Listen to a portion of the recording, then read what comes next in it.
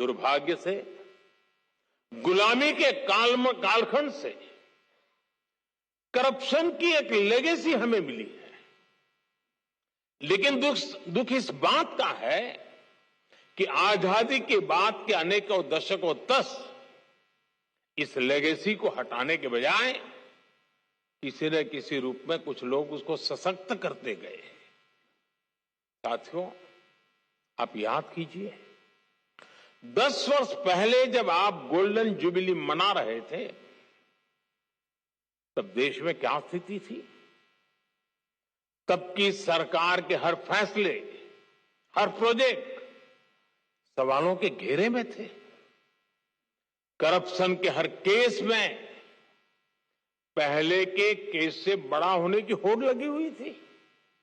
तूने इतना किया तो मैं इतना करके दिखाऊंगा। आज देश में इकोनॉमी की साइज के लिए लाख करोड़ यानी ट्रिलियन डॉलर की चर्चा होती है, लेकिन तब घोटालों की साइज के लिए लाख करोड़ की टर्म मशहूर हुई थी। इतने बड़े बड़े घोटाले हुए, लेकिन आरोपी निश्चिंत थे। उन्हें पता था कि तब का सिस्टम उनके साथ खड़ा है। और इसका असर क्या हुआ? देश का व्यवस्था पर भरोसा टूट रहा था। पूरे देश में करप्शन के खिलाफ आक्रोश लगातार बढ़ रहा था। इससे पूरा तंत्र छिन्न भिन्न होने लगा। लोग फैसला लेने से बचने लगे। पॉलिसी पैरालिसिस का माहौल बन गया। इसने देश का विकास ठप कर दिया। देश में आने से निवेशक डरने लगे। करप्शन के उस कालखंड ने भारत का बहुत ज्यादा नुकसान किया। साथियों, साल 2014 के बाद हमारा पहला दायित्व व्यवस्था में भरोसे को फिर कायम करने का रहा। और इसलिए हमने काले धन को लेकर, बेनामी संपत्ति को लेकर मिशन मोड पर एक्शन शुरू किया। हमने भ्रष्टाचारियों के साथ साथ भ्रष्टाचार को बढ़ावा देने वाले कारणों पर प्रहार करना शुरू किया।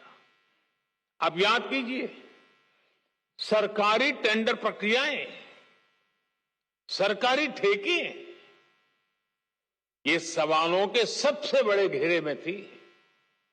हमने इनमें पारदर्शिता को प्रोत्साहन दिया। आज जब हम 2G और 5G स्पेक्ट्रम के आवंटन की तुलना करते हैं तो अंतर साफ साफ नजर आता है। आप भी जानते हैं, अब केंद्र सरकार के हर विभाग में खरीदारी के लिए जेम यानी गवर्नमेंट ई मार्केट प्लेस की स्थापना की गई है।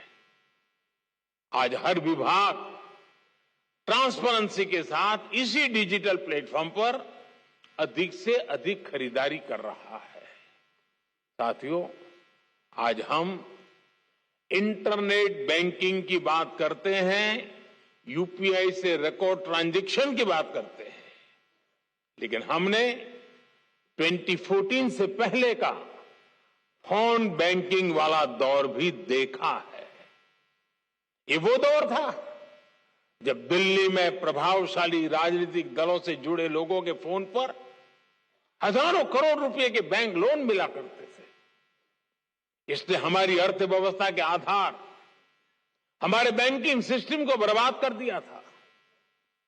बीते वर्षों में हम बहुत मेहनत करके अपनी बैंकिंग सेक्टर को मुश्किलों से बाहर निकाल करके लाए हैं। फोन बैंकिंग के उस दौर में कुछ लोगों ने 22,000 करोड़ रुपए देश के बैंकों के लूट लिए और विदेश भाग गए।